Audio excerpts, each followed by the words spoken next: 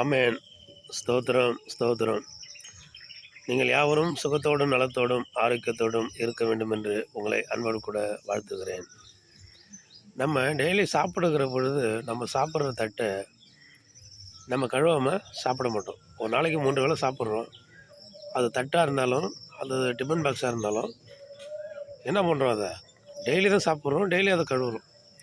ஒவ்வொரு வேளையும் நம்ம சாப்பிடும்போது, அத கழுவி வச்சுட்டு, பிறகு மறுபடியும் எடுத்து நம்ம அந்த பிளேட்டில நம்ம சாப்பிடுவோம்.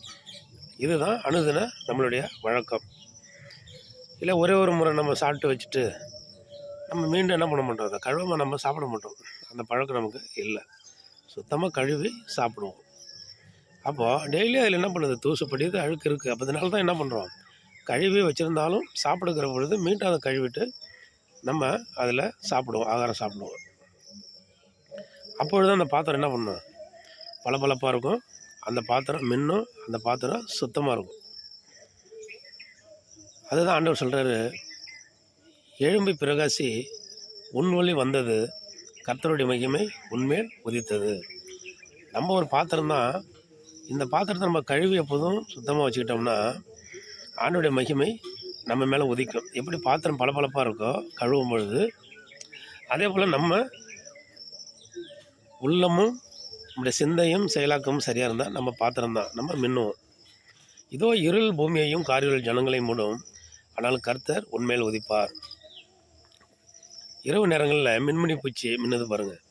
என்னதான் இருள் சூழ்ந்திருந்தாலும் நம்மளாம் அந்த மின்மினி பூச்சி போல் மின்னுவோம். அந்த மகிமை தேவனுடைய முகத்தின் பிரகாசம் நம்ம மேலே இருக்கும் அப்படின்னு சொல்லி ஆண்டவர் சொல்கிறாங்க. உதிக்கிற ஒளியின் இடத்திற்கு ஜாதிகள் ராஜாக்களும் நடந்து வருவார்கள் அப்படின்னு வசனம் சொல்லுது. ஏசாயா 60:1-2-3.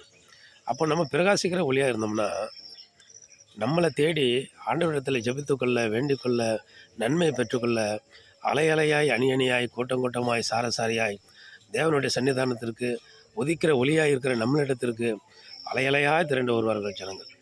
நம்ம உதிக்கிற ஒளியாக இருப்போம், இப்படி பாத்திரத்தை சுத்தமாக வைத்துக் கொள்வோம். அலையலையாக ஜனங்கள் வந்து ஆண்டவர் ஏற்றுக்கொள்ளுகிற பிரகாரம் நாம் சுத்தமாக இருப்போம். ஆமென். அல்லேலூயா.